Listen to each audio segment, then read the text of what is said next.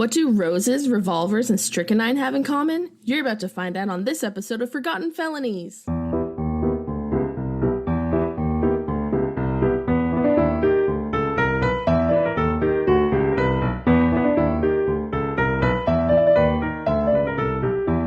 Welcome back to Forgotten Felonies. I'm Monica. And I'm Olivia. And this is where we take you back in time to rediscover the tales of vintage villainy that time forgot. This is the third and final episode following Edmund Creffield and his Bride of Christ cult. If you haven't listened to episodes 1 or 2, definitely go back. The first one is Edmund Creffield and the Rise of the Army of Holiness. That's what he called the group at first. And episode 2 is Edmund Creffield and the Bride of Christ cult. Where we left off at the end of episode 2, George Mitchell had just been arrested for the murder of Edmund Creffield, which took place on May 7th, 1906 on 1st Street in Seattle, Washington. He told the police he had done it because Edmund had ruined his sisters and he was only doing what a good brother would do. The police agreed and they gave him the most comfortable jail cell they had. Now, let's head back to May of 1906. The deed had been done. George Mitchell had got his man. Now he was sitting in jail waiting for the whole court process to start rolling. O.V. made his way back to Corvallis on May 9th, and that was the same day that Edmund Creffield's body was put into the ground. Maud had requested that there be no minister and no prayers. She wanted no hymns, flowers, or mourners either. She said, "My husband, though dead in body now, will arise again as Christ did. In 4 days, Joshua will again be in our midst, and Satan will again be rebuked. My husband cannot be killed. He is not dead now. He is only sleeping. Next Sunday, he will arise and become the reincarnation of Elijah the Restorer."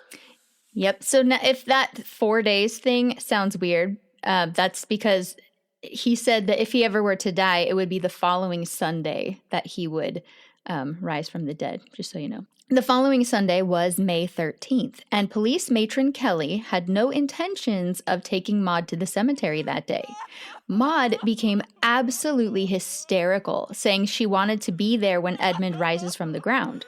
She said if she couldn't be there to witness it, then her soul would be lost, and she would be punished for infidelity. Police matron Kelly said that Maud's cries were like those of a wild animal, and it was the saddest sight she had ever seen. So they did wind up taking her to the cemetery after all on that day to show her that the grave had not been disturbed. No one had crawled out of the dirt at all. And that was apparently a tough pill for her to swallow. She just kind of stared at it while she processed that information, and she didn't really say anything. Meanwhile, back on the Oregon coast, when Frank Hurt found out that Edmund had been killed, he left the camp on 10 Mile Creek to head to Seattle. The women stayed behind and decided to wait for Edmund to be resurrected before moving on to wherever Edmund wanted them to be next. While Frank was gone and it was just the women, they were treated very badly. The residents wouldn't give them any food or even sell them anything. They were worried that there would be an outbreak of holy rollerism, and they said they'd rather have them starve to death than to do anything that might encourage Edmund and Frank to come back. After several days, timber cruiser George Hodges came upon the starving women in their camp on an exposed beach at Cummins Creek near Heceta Head. They were half-dressed, having burned the majority of their clothes previously, and they were subsisting on shellfish. Hodges went to Toledo to see if he could find help to be sent out to the women, but the people in Toledo refused to help. Frank's wife, Molly, and their 5-month-old baby, Ruth, had still been camping over there. Donna Starr was there. May Hurt, Frank and Maud's little sister, was there. Molly Hurt's sister, Olive Sandal, was there. And Addie Bray, the niece of Sarah Hurt, was there also. That's 5 women and 1 baby. So when they were looking for help, they had to go across Cape Perpetua, which at the time was very narrow and stuff. But they went across Cape Perpetua to try to get to Addie Bray's father's house, like his farm, to see if he would help them. And even he turned them away. He was like, "I am not having anything to do with this. Get out of here." So even though that was his daughter, he was like, "No." I've already done my duty. This is on her. Yeah, like, not if you're going to be a part of this. Absolutely not. So yeah, no one would feed them or sell them supplies or anything, and it was getting pretty bad.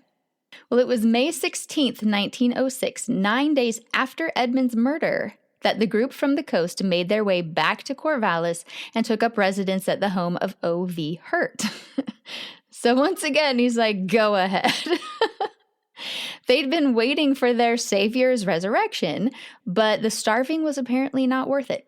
Later on May 28th, Maud sent a letter from Seattle to Corvallis and let them know that her dead husband's spirit told her that they don't need to worry about his earthly body anymore.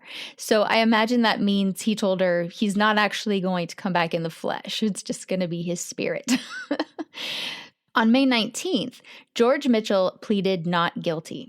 The trial date was set for June 25th.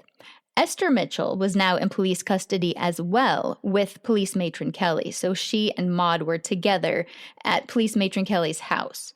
So Esther would be in custody until she was called to testify against her brother. I find that so interesting because they don't detain, or arrest people today to say, because we need you as a witness, But I mean, Esther and Maud at this point had nothing to do with anything, yet they're not free to go. They also had nothing going on. Right. Well, I mean, the police kind of do you're free to go, but don't leave town. Right. But I mean, they get to at least go home and go around town. They were in custody, because they were needed as witnesses. So that's just interesting how it used to be. By May 24th, it was reported that Lewis Hartley, the guy who had once attempted to kill Edmund, shot 5 times, but the gun didn't go off, he had actually left his wife and daughter. He had actually filed for divorce on the grounds of cruel and inhuman treatment or personal indignities rendering life burdensome. And he gave them the house in Corvallis, which apparently was quite large and quite amazing because, remember, he's this super rich guy from the Bohemia mines. And he moved in with his son in a nearby town. So then Donna Mitchell Starr moved in with the Hartley women. So did Molly Hurt and the baby, and also Molly's sister Olive. And they had this nice, cozy, big, fancy place to stay. And the ladies said that Joshua had told them his spirit would guide them after he died if he were to die. And so Donna Starr vowed not to go back home to Portland to her husband, to her small daughters ages 5 and 3, or to her 7-month-old infant son until Edmund's spirit told her to. George Mitchell's defense was temporary insanity.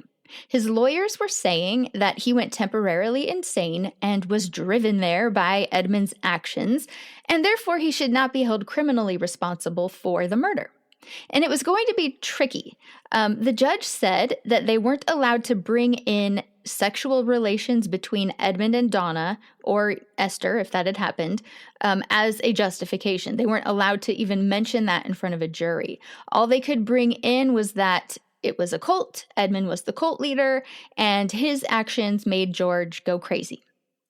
A lot of witnesses were going to be arriving from Oregon on June 24th, which was the day before the trial started. O.V. would be there, Ona Baldwin's elderly father would be there, Maud's former fiancé, James K. Barry, would be there, and of course Bert Starr, the man who had put Edmund Creffield in prison just 2 years before, because Edmund had slept with his wife, Donna. So the newspaper reporters were left a little speechless when they heard the questions that were being posed to the potential jurors on June 26th. So the defense was asking pretty specific questions that really hinted at what kind of things were going to come out during the trial. One such question was about how the potential juror would feel about mothers and daughters being made to give their bodies to God in front of each other. Ew. Yeah, I see your face, Olivia. Yeah. So they're asking these questions where I'm sure, everyone in the room is probably like, what? Wait a second. What happened now? So yeah, you might all be thinking that the defense is making this stuff up, just to help their client out.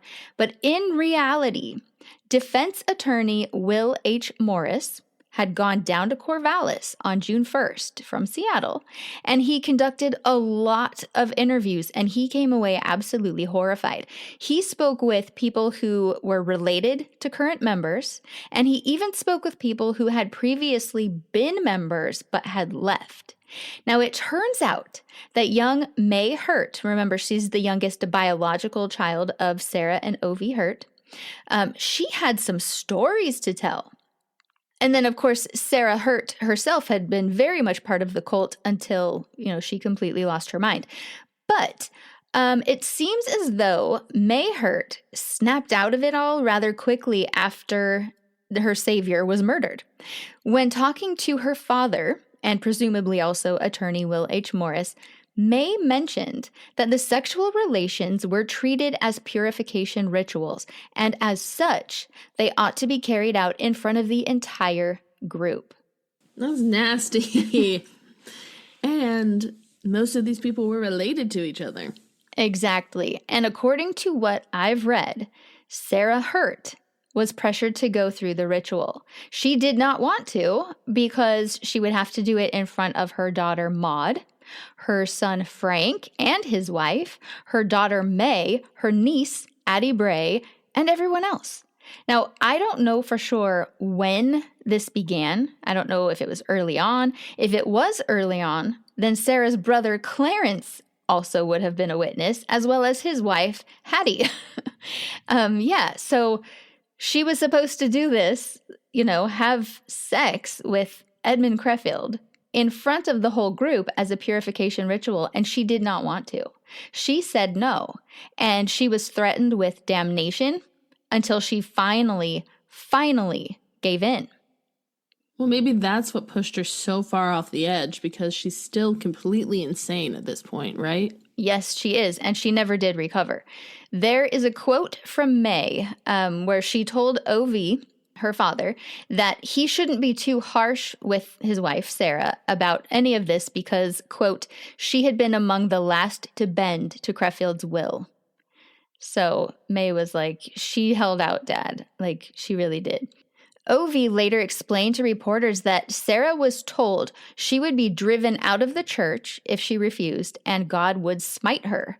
And to her, this is the true religion. This is her path to salvation, for eternity. And so that was just terrifying. He's using that as a weapon against her.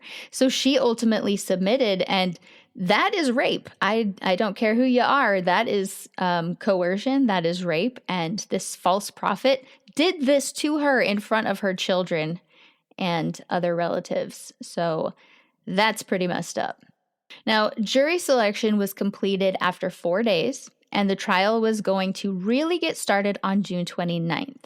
The state's case was just to simply tell the story of what happened when George shot Edmund. Witnesses came on the stand and said that George was not acting insane when it happened. He didn't even try to run away. He wasn't acting nervous. George was perfectly calm. The state decided that that's enough proof in and of itself that he was not temporarily insane when he committed the murder. The state also wasn't going to bring in anything about holy rollerism. They didn't want to mention any of that at all, or how any of the other parties from Oregon, the other witnesses, how they were even related to the case, because, to say, well, I know him through the cult or whatever, they didn't want that to come out. And so they were leaving all of that for the defense. As for the state's case, it began on Friday the 29th, and their chief witness was Maud Creffield. Maud took the stand for the prosecution that afternoon. Attorney Miller questioned her first, and he had her tell the story of how she and Edmund had been walking down First Avenue when, without any warning whatsoever, a gunshot went off and her husband fell forward, dead. What was the first thing you did then? The first thing I did was turn around, and I saw George Mitchell. This defendant? That man! When she said that last line, she was almost overcome by emotion. Then she was asked what happened after that. She said that George was walking away, gazing backward, with the smoking gun in his hand. She said she kept asking him why he had done it, and he didn't say anything until Maud said to him, "He done you no harm." Then George said to her, "Oh, he didn't, did he?" Then Maud rushed toward George and grabbed at him, but he caught her by her hands, keeping her from hitting him. On cross-examination, one of the first questions was about her wedding to Edmund in April of 1906. Then she was asked if she'd ever been married to him previously, and there was an objection, which was sustained. Then Attorney Morris got her to say she had known George Mitchell for several years, and when she was asked if anything had occurred to make her suspect any danger to Edmund from George Mitchell, her response was, "Not in Seattle." Then Morris asked, "Just previous to coming to Seattle. What about that?" State's Attorney Miller jumped up and objected. The courtroom was abuzz. Because, I think she would have said, well, we were part of this cult, but the state didn't want to bring it up at all.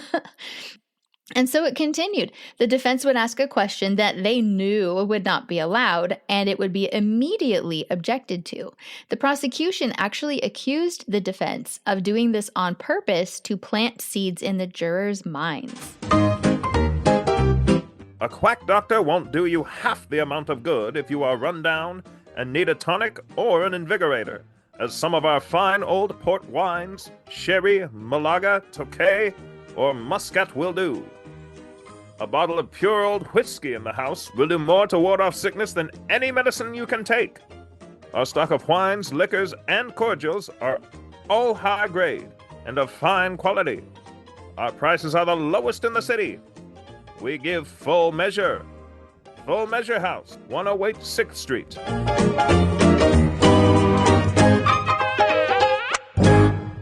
It was Monday, July 2nd, when the state's case closed and the defense took the floor. They got kicked off with Attorney Silas M. Shipley's opening statement. In his statement, he said the defense would be introducing to the jury just how peculiar the Mitchell family was. They claimed that their father was also a religious maniac, and the defense said they would also use George's sisters, Esther and Donna, as evidence of mental illness being present in other family members. And on top of that, they would introduce to the court that George himself was a devout spiritualist, and he had told his own friends that it had been revealed to him that he should seek out Edmund Creffield and kill him. Shipley's statement went on for 3 hours, and he wasn't even finished by noon. At the noon recess, when George was being led out of the courtroom, an old woman, judged to be about 60 or 70, made her way through the crowd and grabbed George's hand. She gazed affectionately into his face and shed tears, and she said, "God bless you, George. We're all praying for you." Now, there was a girl of tender age standing behind her with a large bouquet of roses, and the young girl said, "They're for you, George. I thought you'd like them downstairs, and I brought them to you." By downstairs, she meant his jail cell. George smiled, and apparently tears welled up in his eyes. He tried to speak a few times, but he couldn't get the words out, so he hurried on to his cell downstairs. The first witness called by the defense was none other than Esther Ann Mitchell, George's baby sister. Now, she was not a willing witness for the defense at all, and she was very hostile. They didn't give any details about her testimony, just that she refused to say anything that could in any way help George. When O.V. Hurt took the stand, he told the court about a conversation that he had had with George Mitchell. He explained to the court all of the things that he had told George about the religious sect and the things that they did. He talked about the trances that the women would go into while arranged in a circle with Edmund standing over them, and that during these trances, George's sisters would receive messages from God, or other times they would pray continually, and other times they would shout so loud they could be heard a half-mile away.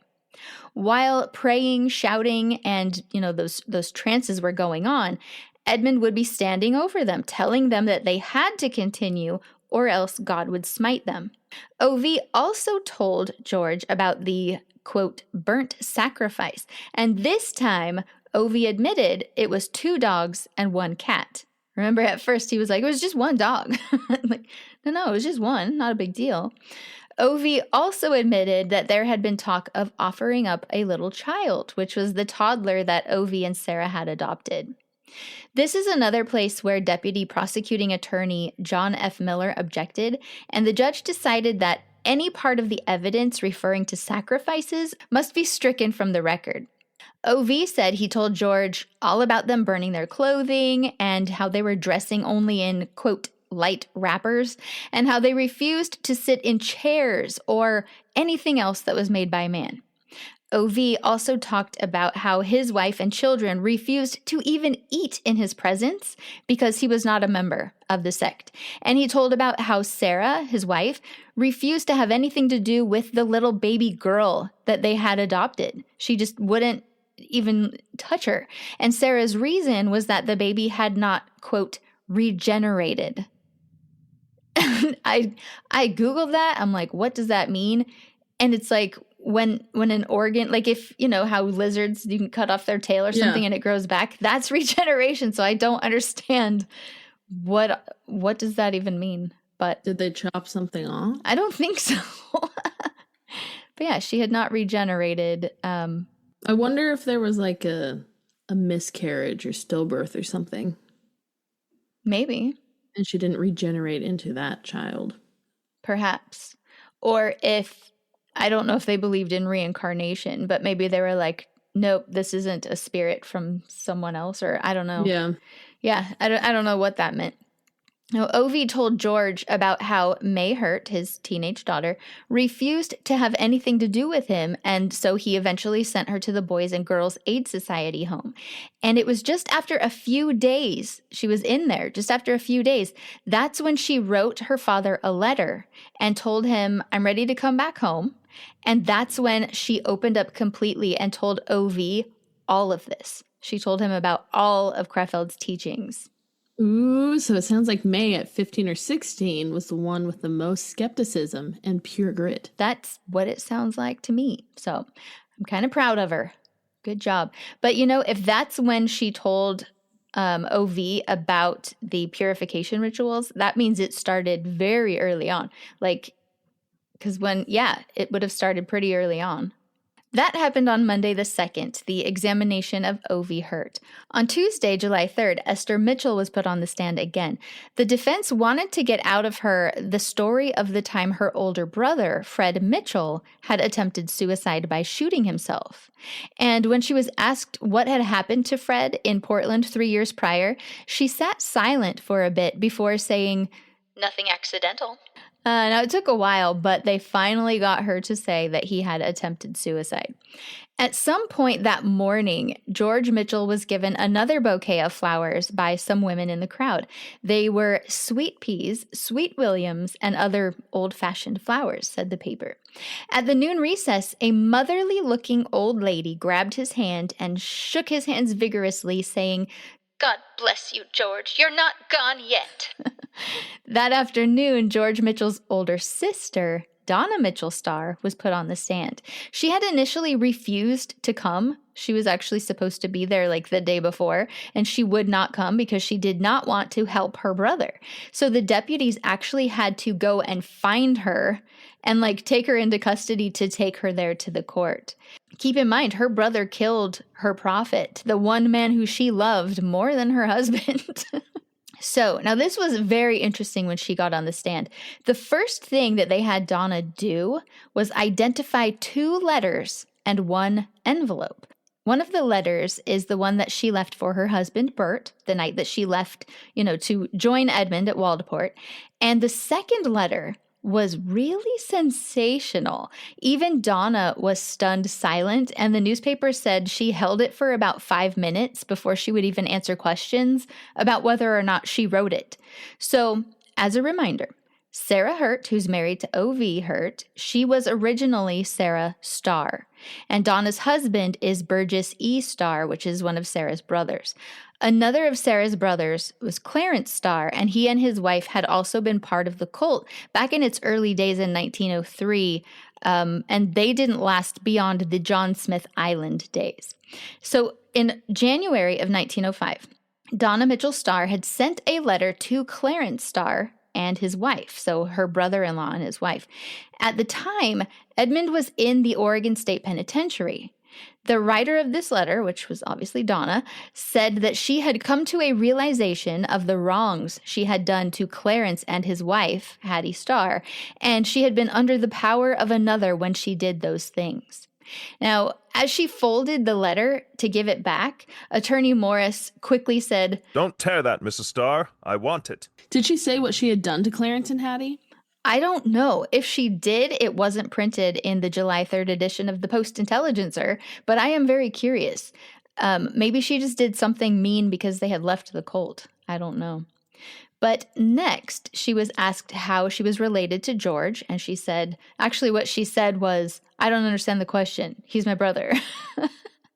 Then she was asked about her other brother, Fred's suicide attempt. She said that she had actually seen the wound in his forehead as he was laying in the hospital recovering. Now, going back to the defense in general, George's lawyers really wanted to show that he was not just insane over the thought of his sisters being ruined by Edmund Creffield.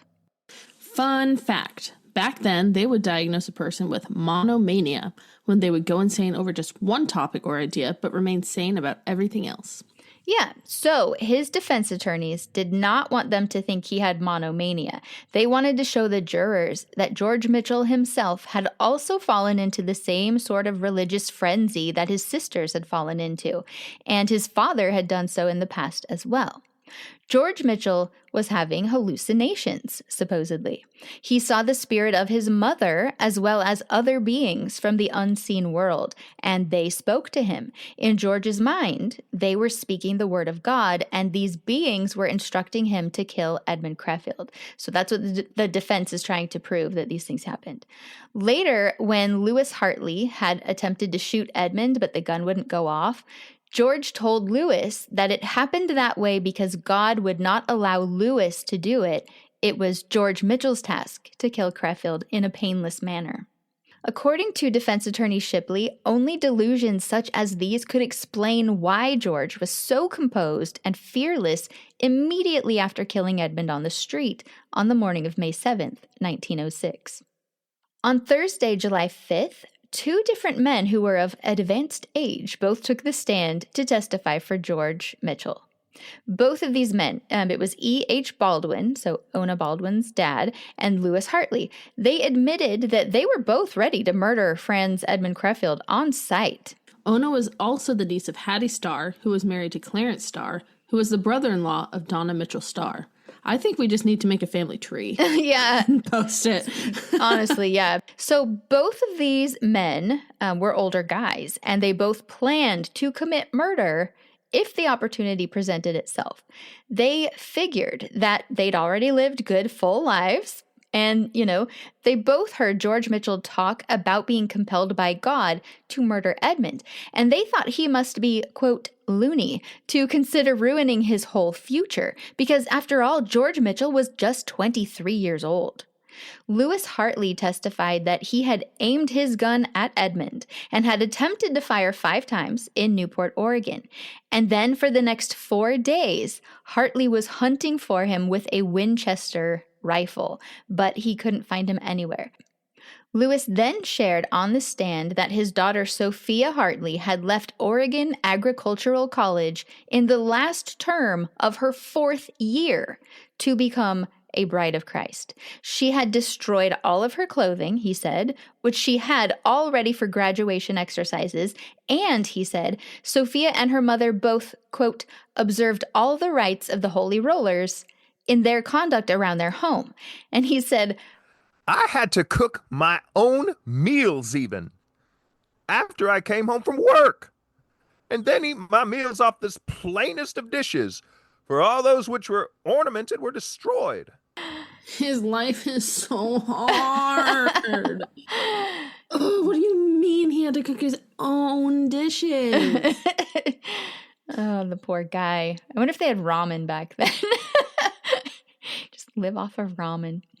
The other man, E.H. Baldwin, testified that he tried to talk George out of his intentions to murder Edmund. Mr. Baldwin really wanted to do it himself, protecting the honor of his daughter, Ona. There were multiple others who were called to the stand, all giving testimony of George Mitchell acting a bit crazy in the weeks and months before going to Seattle.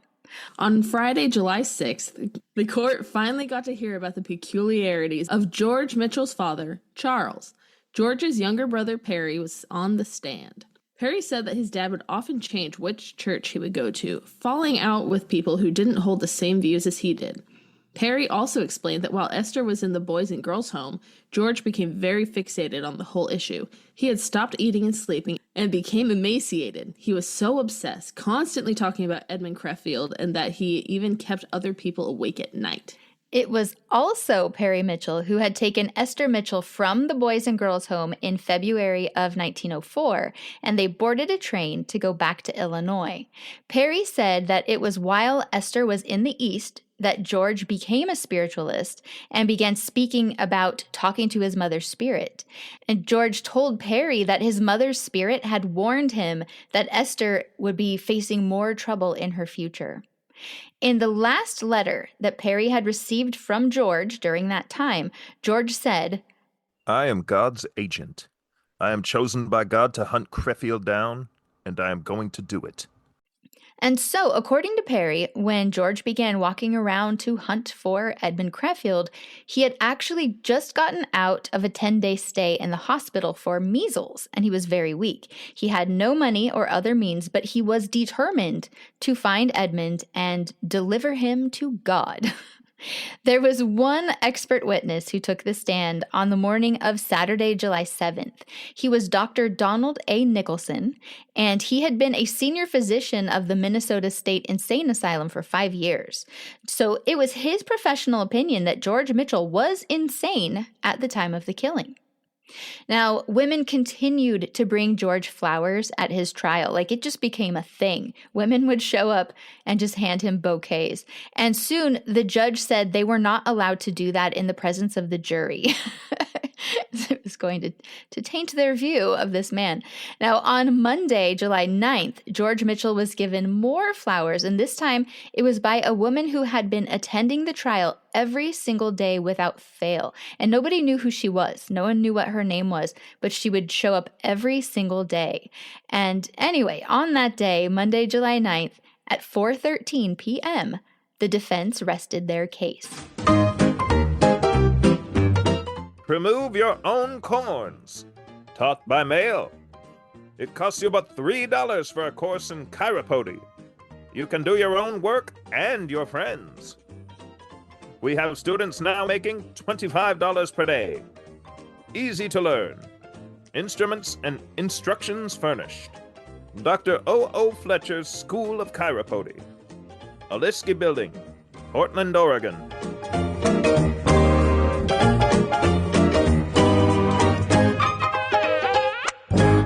On Tuesday, July 10th, after 15 days of trial and an hour of deliberations, the jury knocked on the door to signal that they had a verdict. George was brought back to the courtroom, and everyone took their seats. Judge Frater told the room that there shall not be any demonstration, no matter what the verdict is. But when the words "not guilty" were pronounced, there was just no holding them back. They began to enthusiastically clap their hands, and everyone had a look of happiness on their faces. It was said that the person who was the most happy was George's brother, Perry Mitchell. He was the first to congratulate him, and then their father, Charles Mitchell, he was also there. He had come from Illinois for the trial. And of course, he was, also very relieved that his son was set free. Was he, though? Because he was a skunk. He was a skunk. George first walked over to the door of the jury room and shook the hand of every juror, thanking them for their verdict. He then stepped over the railing that separated the public and the private portions of the courtroom. People in the courtroom crowded around him to shake his hand and congratulate him. Even on his way back downstairs to the jail where he had to be processed out as a free man, the stairs were blocked by people who wanted to shake his hand. George told his fellow prisoners while he was down there, Goodbye, boys. I'll see you tomorrow. Because he would be back the next day to collect his personal belongings. And then George walked out of the jail, a free man, to accompany his attorneys and his brother Perry downtown. And I found a picture of him, his brother Perry, and one of his attorneys. And it's really cool. I was really excited to find it, so that will be posted in the Facebook group. They made their way to the Stevens Hotel, where he was going to get a room until going back to Portland. While walking down a steep hill, George remarked how tired it made his legs because he hadn't had any good exercise for the previous 2 months while he was in jail. When asked by reporters how he felt about his time in jail and the trial, just the whole ordeal, he said, "It was a pretty stiff time, but I trusted to Mr. Morris and Mr. Shipley to get me out. I never could really feel that I would be convicted for such an act." He was asked whether or not he felt regret over killing Edmund, and he said he didn't. "I suppose I had brooded over the wrongs the man had done so much that I hardly knew what I was doing." Telegrams were pouring into the offices of the defense attorneys, Morris and Shipley, and they were mostly from Oregon, congratulating them on their victory and also thanking them for freeing George. Also on the day that George was acquitted, Esther Mitchell escaped from the home of jail matron Kelly.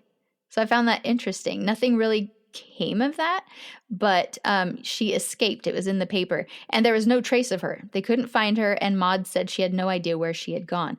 But, when the trial was over, Esther showed up again. There was no reason to have Esther and Maud in custody at that point, and so they were free anyway. So Esther and Maud got a room at the Pretoria, which was a rooming house downtown. And they got room number 27. So just a little factoid there. Now, Esther's father was trying to convince her to go back to Illinois with him, but she refused because she didn't get along with his wife. And probably other reasons. But she did say she didn't get along with her stepmother. Now, it came to light that one of the former apostles, Samson Levins, had sent a letter to Maud and Esther. He was still a holy roller at heart, and he asked the women to join him in a logging camp near Alluvia, British Columbia.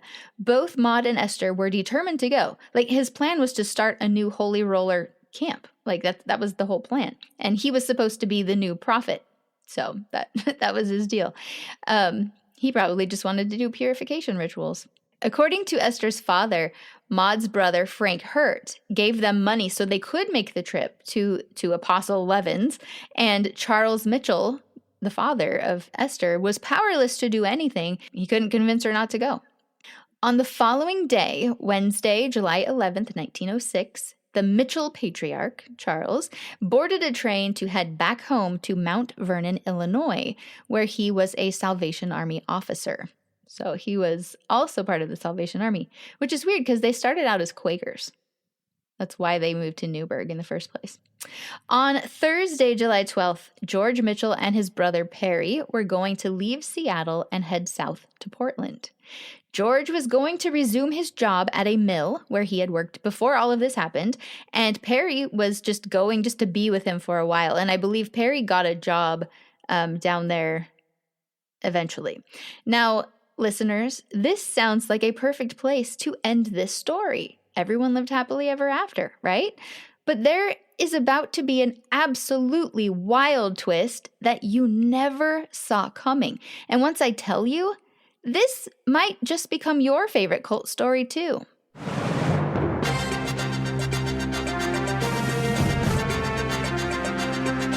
We interrupt this broadcast with a breaking news report. This afternoon, July 12th, 1906, a shocking act of violence occurred at a train depot in Seattle, Washington.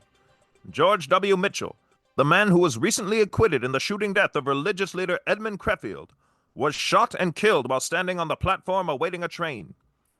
Mitchell had been released just 2 days prior and was preparing to travel to Portland with his brothers, Fred and Perry Mitchell, when the attack took place. According to witnesses, the assailant approached from behind and fired a single shot in the back of Mitchell's head, killing him instantly. The shooter has been identified as Mitchell's own sister, 18-year-old Esther Mitchell. Authorities report that the killing appears to have been an act of revenge for the death of Creffield, whom Miss Mitchell believed to be a prophet and savior. She is now in custody. The tragic event has sent shockwaves through the community, marking a grim and violent continuation of the already notorious Creffield affair. Further details are expected as the investigation continues. We now return you to your regularly scheduled program. Knowing that Esther, their baby sister, planned to go to British Columbia to carry on her holy rollerism, George, Perry, and Fred Mitchell hoped to say goodbye to her. Esther had told their father the day before that she had no hard feelings for George, but she didn't want to talk to him. And when George had gone back to the jail to collect his things, Fred and Perry went to the Pretoria house to see Esther and to ask her if she would come to the train station to say goodbye to George. They told her she may never see him again. Both Esther and Maude said they were done with George Mitchell, they wanted nothing to do with him. And that is why the brothers were surprised and happy to see Esther when she arrived at the train station after all. It was about 4:15 in the afternoon. Esther and George actually shook hands, and she offered to walk with the brothers to the train. The four of them walked together through the waiting room at the station. Perry and George were side by side in front of Fred and Esther while they walked. Esther had a cape, a type of woman's jacket, draped over one arm.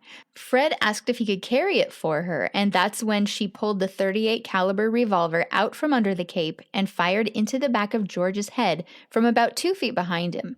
The bullet entered to the rear and about even with the lobe of his left ear. It went through his skull and lodged in the bone of his right jaw. It did not penetrate the brain at all. As he fell, he said, My God, I'm shot. He only took a few breaths and he gasped a couple times before he died of a hemorrhage. The carotid artery was severed. George bled to death on the floor. Fred and Perry immediately dropped to his side, and they were hysterical. Fred was able to compose himself after a while, but Perry's heart might as well have been ripped from his chest. Later, when Perry was giving a statement at the police station, he became so upset and hysterical that his nose started bleeding. It's unclear what happened immediately after firing the shot. A couple articles said that Esther just walked over to a chair and sat down. She threw the smoking gun onto the floor and then just watched everything unfold before her eyes without any emotion at all. However, her two brothers state that right after she fired, she actually fell into the arms of Fred and wound up on his lap. So I'm not entirely sure what actually went down. But however it happened, she watched the blood drain from his head, the puddle growing larger on the floor of the waiting room as if it was a normal, everyday occasion. When the police came for her, she calmly stood up, smoothed out her skirt, and just walked with them to the patrol wagon. Fred and Perry were also put into a wagon, and they were taken to headquarters. It was a few minutes later that George's body was removed and taken to the morgue. Esther spoke to Chief of Police Wappenstein at the station when he questioned her. Her first remark to him was, I killed him because he killed Joshua. We were commanded to do it. She answered his questions freely and showed no emotion. She behaved as if she had no idea that she had just done something extremely out of the ordinary. The police were absolutely stunned that someone's mind could be this far from normal. Assistant Prosecuting Attorney Miller, who had prosecuted George, arrived at the station and exclaimed, My God, has everyone gone crazy? Through talking to Esther, the police learned that Maude had a part in all of this. The police then went to the room at Pretoria House looking for Maude, but she was not there.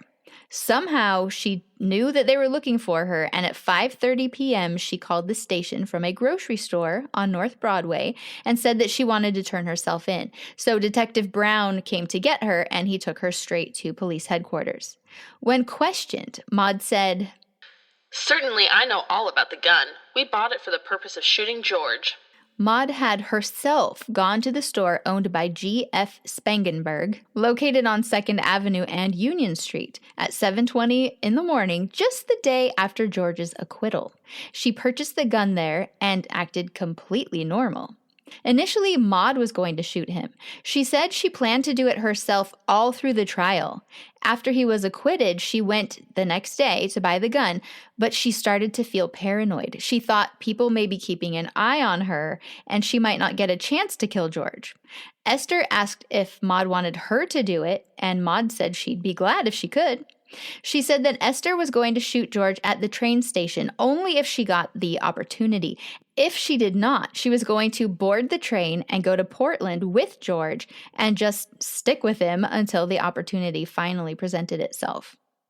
Deputy Sheriff Tom Smith later took both Esther and Maud to a cell that adjoined the office of Chief Wappenstein. Maud gave Esther a big hug and said, "Oh, Esther, Esther." A reporter was present and said, Miss Mitchell, you do not appear at all nervous. Does not the act you did this afternoon make you sorry? "I am not sorry. If I thought I would be sorry, I would never have killed George." Was it not your intention to go with your brothers to Portland? "No, What were your plans for the future? to do what I did. And then what were you going to do? Then I was going to take the consequences." What do you think all the consequences of this deed will be? "I do not know, and what is more, I do not care in the least. I am happy and satisfied. My work is done." Esther went on to talk about all the books she had read before and talked about her school days and happy times that she had had as a youth. And then she said, "But all that is ended now. My life has been changed, and I am not the girl I was 3 years ago. It makes no difference what they do with me. My interest in this life has ended." When they were finished up at police headquarters, both Esther and Maud were taken to the county jail, where they were put in separate cells and could not have contact. It is noted in the paper that Donna Mitchell Starr smiled and was quite pleased to find out that her brother George had been killed by her sister Esther. On July 14th, Fred and Perry were asked if they intended to stay in Seattle to help with Esther's legal troubles. They had very strong feelings about this. They said she could get her own attorneys, and they never wanted to see her again. Their plan was to take George's body down to Newburgh, Oregon, to be buried near their mother. And when this had been announced, the newspaper, the Seattle Star, was contacted by tons of Seattle residents offering to donate money to defray the expense of caring for and transporting George's body to Newburgh. On Monday, July 16th, both Esther and Maud spoke to a reporter in the county jail. Maud said that what the papers had been printing about their religion was all wrong. She claimed that she never said her husband was going to rise from the dead, and also that when they went to Waldport, it was just a summer camping trip. She said that when Lewis Hartley went to Newport, he rode there in a different train car, and they never even crossed paths. Which she later admitted none of this was true. Esther simply asked the reporter to print a correction. A different reporter had claimed she was talking about Joshua to him, and she said that she did not. And furthermore, she saw in an article that she said God told her to kill George. She said she never said that, and the reason she killed her brother was because he had ruined her character by saying that she'd been ruined by Edmund Creffield.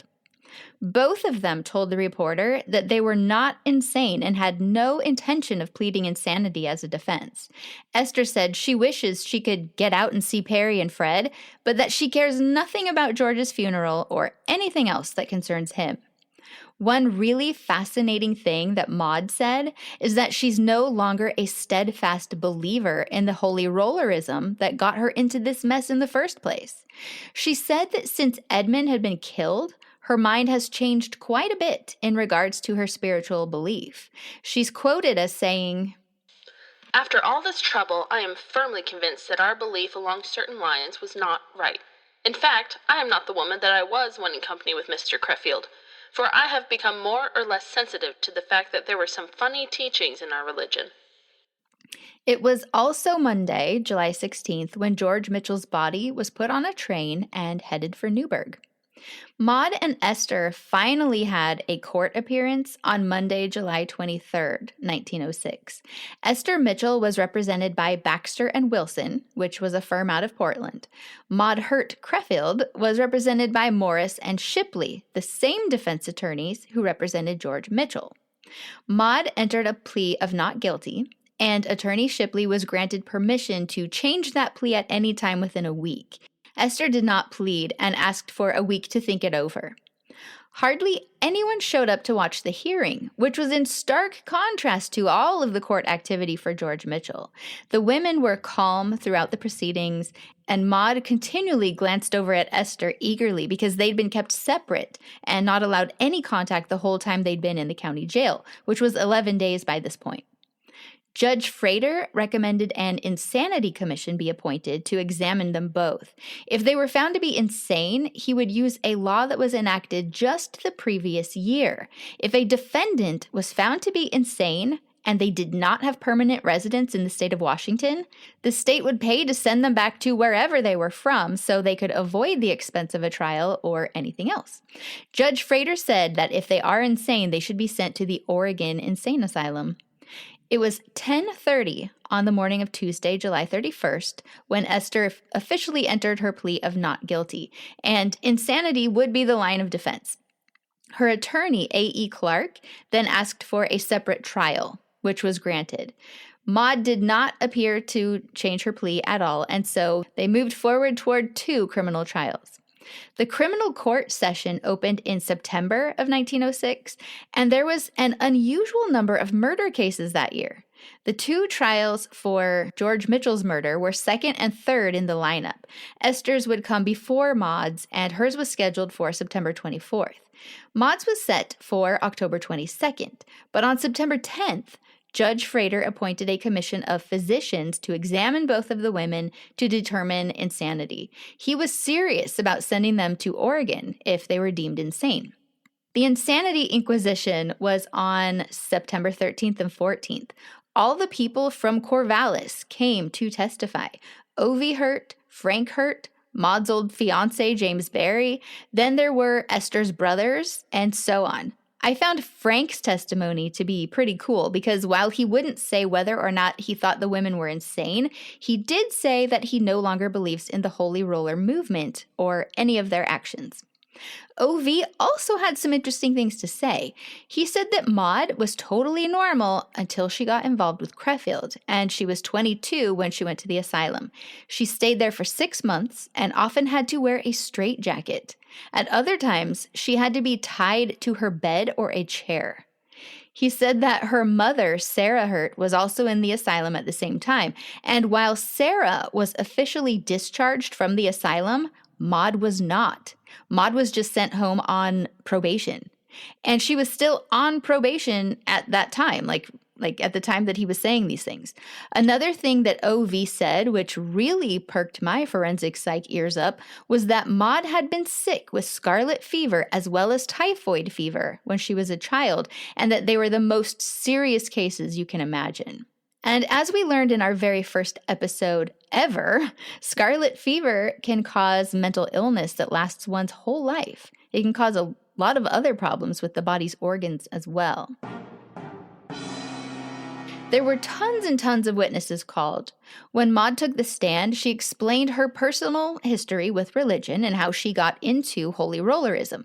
She also said that in their little group, Edmund Creffield was the spirit, Maud was the spiritual mother, and Esther was the spiritual god, which seems so weird.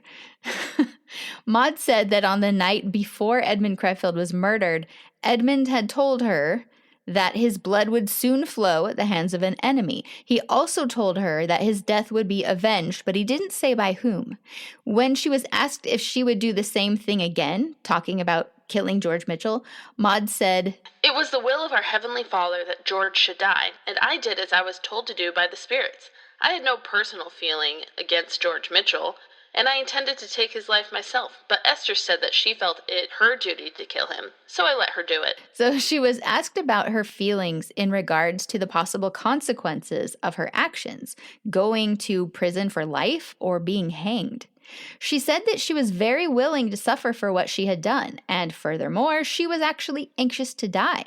She said that if she had to do it all over again, she would. She also said that if God were to tell her to kill more people, she would do that as well. Maud also said that she quite often wanted to take her own life and that she would do so if God willed it.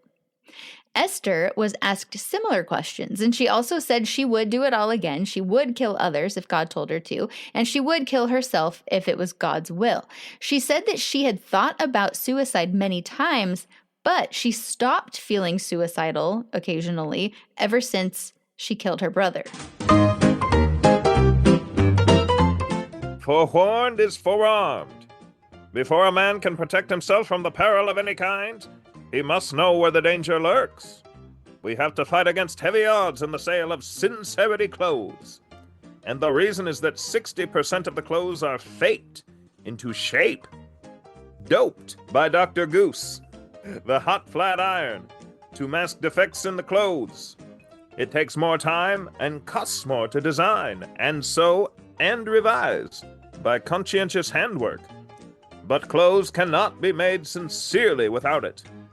Sincerity clothes mean correct style, perfect fit, and a guarantee of workmanship and materials. Flat iron style and fit, produced by heat and moisture, disappear quickly with dampness and wear. Which will you have? Sincerity clothes are for sale in most communities. If you object to flat iron trickery in your clothes, let your next purchase be a sincerity suit. Send a 2-cent stamp for the test, which is a sure way to detect the work of old Dr. Goose, the hot flat iron fakir.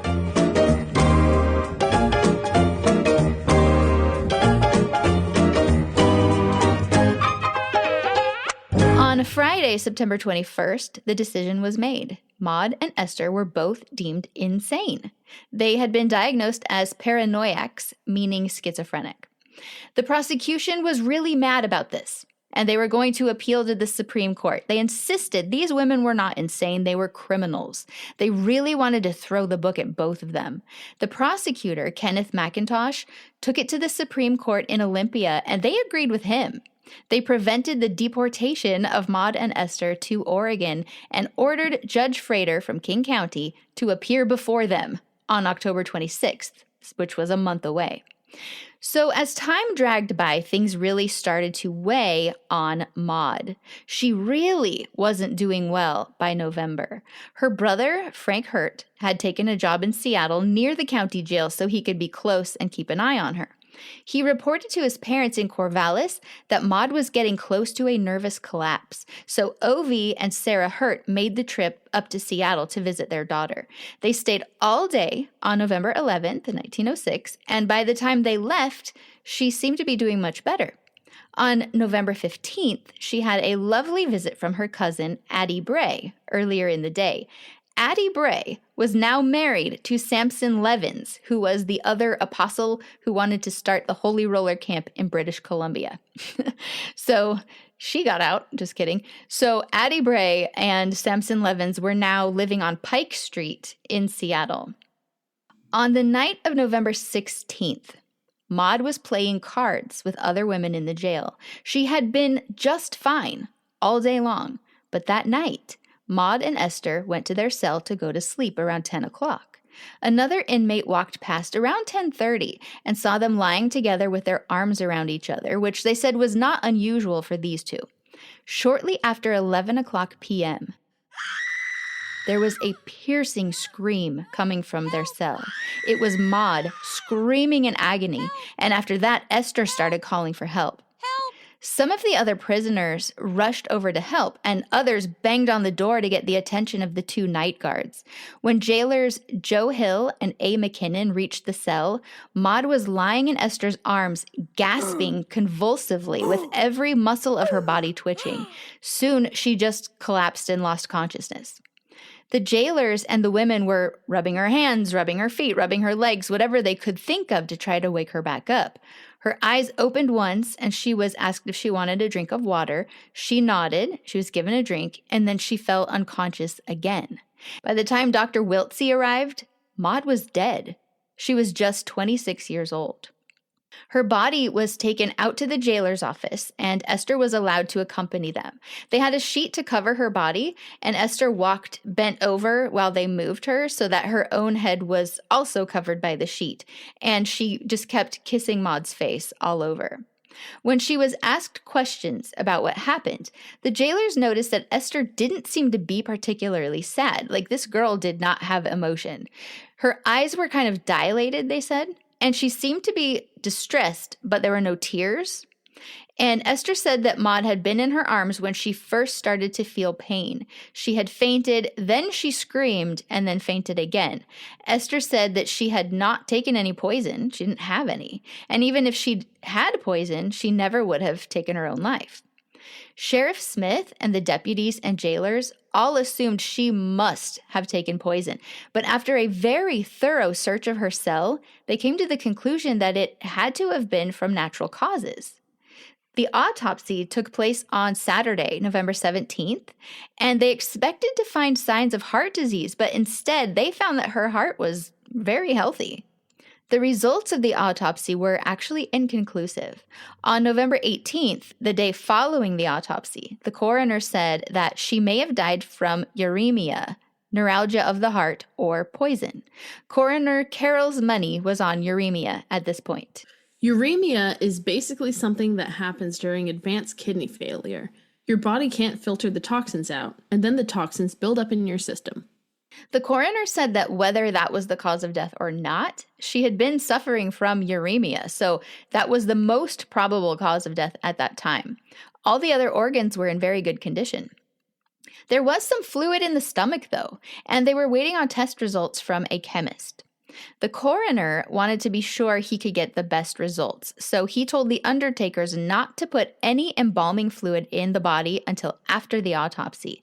And then the autopsy happened to be so thorough that the embalming fluid couldn't stay in the body afterward, which seems weird to me. What do you think? I mean, did they cut off a foot? So it's, you know what I mean? Yeah. Or did they not sew it correctly so it oozed out at the top? Or in the chest cavity, because obviously they probably took the heart out. They take organs out and look at them. Yeah. So yeah, it wouldn't stay in the body. And the initial plan was to ship her body home to her family in Corvallis. But now that was impossible because they couldn't embalm the body. So they had to bury her as soon as they could. And she was buried in Seattle. And what's very interesting is that her dad bought 2 plots side by side, and Edmund was buried, I think, in a potter's section because Maud didn't have money. So they actually moved Edmund from where he was initially buried so that he could be buried next to Maud. So in the same cemetery, but just so they could be side by side. Esther Mitchell was a ball of tears by the next day because now she had nobody. She didn't want to talk to anyone. She didn't want any members of the press to be allowed into her cell. She did talk to jail matron Kelly and also Frank Hurt when he came in to pack up some of Maud's clothes. Frank was sure that it had to have been heart disease because she had had attacks in the past over the years. And jailer Van Meer also said that she'd had quite a few fainting spells while she was in the jail, and Maud said it was due to having heart troubles. Esther was allowed to attend the funeral on November 19th. She sobbed and sank to her knees before being taken back to jail. The results of the analysis of the contents of Maud's stomach were back on Tuesday the 20th. It showed that there was a sufficient quantity of strychnine in her stomach, enough to cause instant death. So much, in fact, that it could have killed 3 people. Whoa. Yeah. Therefore, it was decided that Maud had taken her own life. It had to be suicide. Esther, who would have had to have known this, swore that she had no idea. In fact, she said she didn't believe it, and Frank Hurt also didn't believe it. The police said that it would have had to have been smuggled into her, and she had seen her cousin, Addie Bray Levins, just the day before.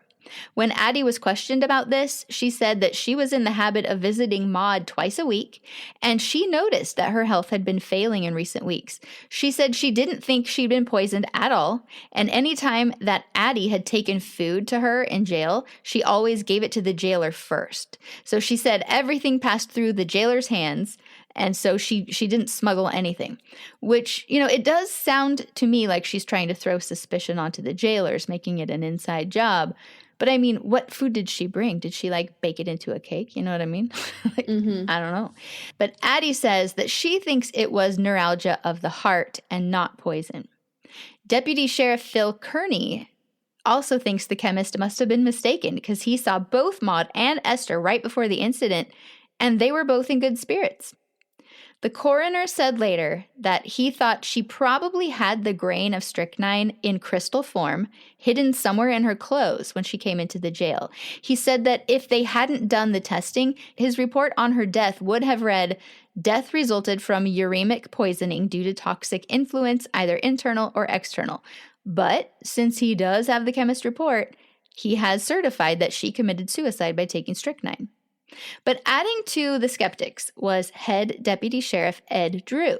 He basically said nobody believes she swallowed strychnine. And prosecuting attorney Kenneth McIntosh said he can hardly believe that she killed herself, and he doesn't know the chemists and doesn't know if their tests can be trusted. Even Judge Frater said he hadn't formed an opinion about whether or not he believed it, but he did say it's reasonable to assume the chemists knew what they were doing. So basically, no one thinks she actually killed herself. To avoid any more strychnine being hidden away, possibly in Esther's clothes, the jail brought her all new clothing and all new bedding to make sure there's nothing else. So Esther Mitchell had to figure out how to be alone without Maud, and it seemed to take her a while. She was in the King County Jail for Thanksgiving and Christmas, and she seemed very gloomy when thinking about holidays with her family before holy rollerism ever took over her life. Eventually, in February of 1907, Esther Mitchell was moved to the Washington State Asylum in Steilacoom. On March 28th of 1909, she was released from the asylum. She was picked up by O.V. Hurt and taken down to Corvallis, Oregon to stay with him. And the family, of course, not just with him. That would be creepy. On April 9th, 1914, Esther Mitchell married James Kemmer Barry, the man who had at one time been the fiancé of Maud Hurt. Esther and James moved to Waldport, and 4 months after the wedding, Esther fell into a state of depression and she committed suicide by drinking strychnine poison. She died August 2nd, 1914. Okay, I would like to take a moment and talk about James Kemmer Barry. He married a lot of cult members. His first fiancée was Maud, but that ended. Then he married a woman named Clara May King in 1904. They had a son, but that ended in divorce. Then he married a woman named Hortense Johnson in 1910, which also ended in divorce. Then he married Esther Mitchell in 1914, and she committed suicide 4 months later. Then get this, he married Donna Mitchell Starr, Esther's sister, in 1916. That ended in divorce when he beat her horrifically when some meat burned. And then he married Molly Hurt, who was widowed when Frank Hurt passed away. Molly was Maud's sister-in-law. Yeah, so it came full circle back to Maud in a roundabout way. Yeah, he was engaged to one cult member and then married 3 of them later, and they were all related to each other somehow. Yeah, and interestingly, so James Kemmer Barry had that son with his first wife named James Kenneth Barry, but he went by Kenneth. And then Molly Hurt, she had several children from her marriage with Frank. One of her daughters married his son. So they were like step siblings. They got married like less than a year after James and Molly got married, actually. And then a few months later, the daughter got really sick and died, and probably influenza. And then a few months after that, the son, James Kenneth Barry, got in a horrible, horrible car accident, and he died as well. So very tragic. But yeah, so I do wonder if he was violent with all 5 of his wives, because there was just that one article describing what he did to Donna. So apparently he had left, he was going somewhere, and he left his son and his son's friend or whatever in charge of the meat that was cooking. And so Donna was not even in charge of it. But when he came home, the meat had burned. And so he like wound up knocking her backwards in the chair. So the chair fell over backwards, and then he just like beat her in the face and everything. So she divorced him. But it does make me wonder if that's why all of them ended in divorce and suicide, really. So there's one more thing that I do want to bring up. It needs to be addressed, and I didn't really know where to fit it in. When I first read information years ago about this story, it said that when the cult lived on the island, so John Smith Island, and then moved into the Hurt home, Edmund was trying to decide which of the women would give birth to the baby Jesus that he planned to bring into the world. The book that I read said that he had chosen 15-year-old Esther Mitchell, But when he made that decision, she was already in the Boys and Girls Aid Society home in Portland. Then her sister Donna snuck into the home through the cellar and told Esther, which made her very excited and basically kept her insane. So prior to now, that's what I believed had happened. Now, I did find a few things that said this kind of. Each thing said a different piece. And so that story only exists if you blend those three things together. So I'm going to explain where the individual elements came from. The first time any newspaper says anything about this is in 1906, after George Mitchell had been murdered. I found two articles. Both said something a little different. One said something along the lines of, and it's a well-known fact that Esther Mitchell had first been chosen to be his mate, but that plan was thwarted due to her being back east, so he married Maud instead. Now let's think about this timeline. Esther went into the home in Portland in November of 1903. Edmund married Maud on January 5th of 1904, and then Esther was released on February 23rd. When he married Maud, Esther was not back east in Illinois. Shortly after getting out, that's where she went, but Edmund wouldn't have known that was going to happen. The other newspaper article said something like, it's a known fact that Creffield had chosen Esther to be the mother of the next baby Jesus. It's believed that this drove her deeper into the faith. This one didn't say anything about Esther being chosen to be his mate, and neither of them said anything about Donna breaking into the Boys and Girls home to tell her about it. That little tidbit came from some testimony on the stand from the man who ran that home. He was testifying for the defense of George Mitchell, trying to paint a picture of major insanity, to make George look like the whole Mitchell family was insane. Most of what the defense witnesses said on the stand is likely exaggerated, but I don't really know for sure. But anyway, that man only said that one time he found Donna in the home and she and Esther were chanting. And he said that she had gotten in through the cellar. He never said anything about her being informed that she was going to have a baby for the cult. And, I think if that had happened, he certainly would have said that on the stand because that would have been great for painting a picture of insanity, So I think maybe that whole thing about her being chosen to have a baby wasn't actually true. And so that's why I did not include it in the story. I just wanted to put it out there, though, and address it because I know that's one of the bizarre facts of the case that gets talked about a lot, and I don't want anyone to think that I missed it. I just don't believe it's accurate. And on that note, that is the story of the Bride of Christ cult in Corvallis, Oregon. My fave. Wow, we did it. We did do it. Oh, the Germans. Well, one was Franz, the other Hans. Oh, yeah. Okay. Well, shout out to Ancestry.com, FamilySearch.com, FindAgrave.com, Newspapers.com, Pixabay.com, Murdering Holiness. And by the way, that book is not the other book that I read that had inaccurate things. Murdering Holiness is really good. It's really well researched. Shout out to my brother. Yes. A lot of quotes. Mm-hmm. And his German accent he was working on. Follow our socials. Forgotten Felonies on Facebook, Forgotten_Felonies on Instagram and Threads. Send us an email to forgottenfelonies@gmail.com. Send us fan mail. There's a link. Share this with your friends. Leave us a review. Yes. Yeah. We would love that. We like feedback. So we're on YouTube. Mm-hmm. Just the audio because we don't want to show our faces. But yeah, you can comment on episodes on YouTube. Maybe what we should start doing is when you're talking and something comes up and I do one of my faces, just screenshot that and then be like, this goes at this time. Yeah. And remember, everyone, keep the smoking hand. I'm cutting that out. It's the fade out. Yeah.